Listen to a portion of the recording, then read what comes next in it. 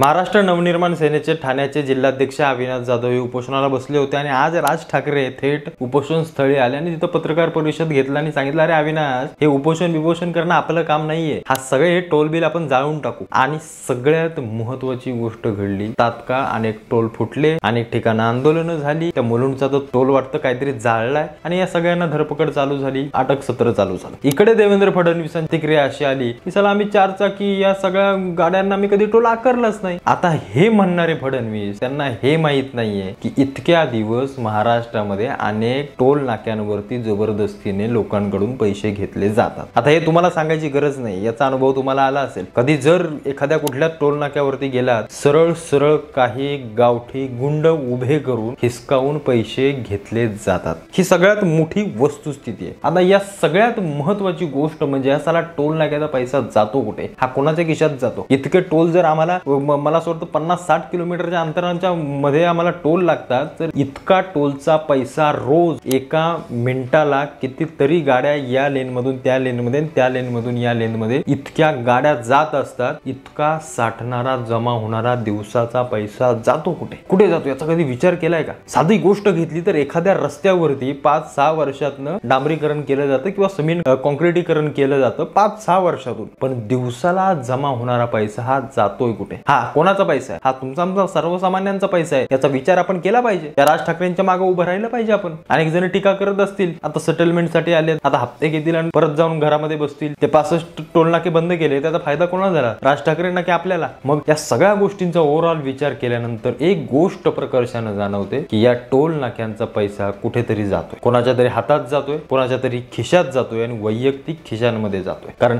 इतका जमा होणारा पैसा हा रस्त्यांवरती जर खर्च केला ना, तर आपले रस्ते, तुम्हाला खोटं नाही सांगत, एखाद्या परदेशातल्या रस्त्यांसारखे अगदी गुळगुळीत चकचकीत दिसतील. आम्हाला दुबईमध्ये किंवा अशा एका झगमगाटात फिरल्यासारखं वाटेल जर एवढा पैसा जर खरोखरच 100% जर या सगळ्या रस्त्याच्या विकास कामांसाठी जर वापरला तर. हे आम्हाला तर आमच्या महाराष्ट्रात कधी दिसत नाही. आमच्या रस्त्याला आजही 4-4, 5-5 वर्षापासून तेच खड्डे आहेत. चला अजूनही तिथे डांबरीकरण झाले नाही. अजूनही आम्ही जर कधी एखाद्या रस्त्याने गेलो तर कित्येक लाईटी आमच्या बंद आहेत, कित्येक ठिकाणी अनेक सगळी कामं अपूर्ण आहेत. मग हा पैसा जातोय कोणाच्या खिशात? हा पैसा जातोय राजकारण्यांच्या खिशात. बिंदास बोलायचं, सरळ बोलायचं, हा सगळा पैसा जातोय या राजकारण्यांच्या खिशात. हाच पैसा निवडणुकीला पुन्हा बाहेर काढला जातो आणि याच पैशांवरती पुन्हा निवडणुका जिंकवल्या जातात. एकदा विचार करा तुम्ही काय करताय. तुमच्याच खिशातला पैसा हे राजकारणी काढतात आणि त्यांनाच मतं मिळवून देण्यासाठी पुन्हा तुमचीच मतं घेतात. तोच पैसा पुन्हा त्याच निवडणुकांसाठी वापरला जातो. याच्या मागचं एवढं मोठं घाणेरडं राजकारण आहे, आपल्याला सामान्य लोकांना कळणार नाही. आपण फक्त भाजीपाल्याचा दर,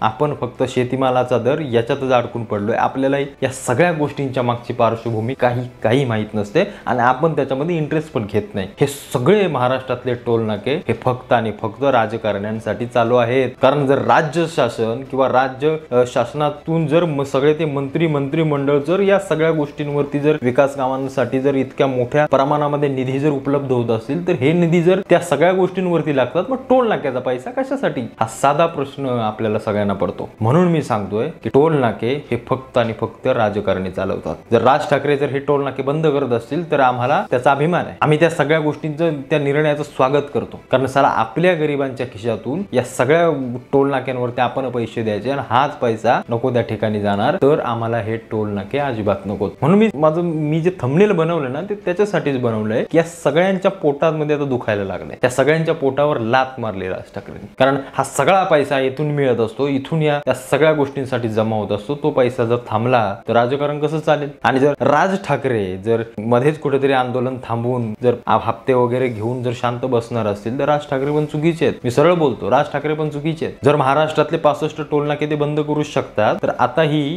जे सगळं आंदोलन त्यांनी छेडलंय, तर हेही टोल नाके बंद होतील आणि बंद झालेच पाहिजेत. जर राज ठाकरे योग्य असतील तर होईलच, नक्कीच होईल. आणि जर हे राजकारणी सगळे जर खरोखर या टोल नाक्यांवरती जगत असतील ना, तर समजून जा, तुम्ही आणि आम्ही अशा लोकांना निवडून दिलं जी लोक आपल्यालाच खायला बसलेत, आपल्यालाच लुटायला बसलेत. त्याचा साधा विचार आपण केला पाहिजे. तुम्हाला या सगळ्या गोष्टींबद्दल काय वाटतं? तुम्हाला अशा एखादा अनुभव आलाय का टोल नाक्यावरती की तुमच्याकडून जबरदस्तीने पैसे घेतलेत, किंवा असं तुम्ही कधी पाहिलं का? मला आवर्जून कमेंट मध्ये कळवा. त्या टोल नाक्याचं नाव देखील सांगा तिथे. आपल्याला लोकांना सर्वांना कळून जाईल की नक्की कुठे कुठे असे प्रकार घडतात. मी स्वतः अनुभवलंय, मी स्वतः पाहिलं. पाहिले. तुम्हाला काय वाटतं आवर्जून कमेंट बॉक्समध्ये कळवा. भेटू पुन्हा एकदा एका नवीन व्हिडिओ सोबत. तुर्तास धन्यवाद.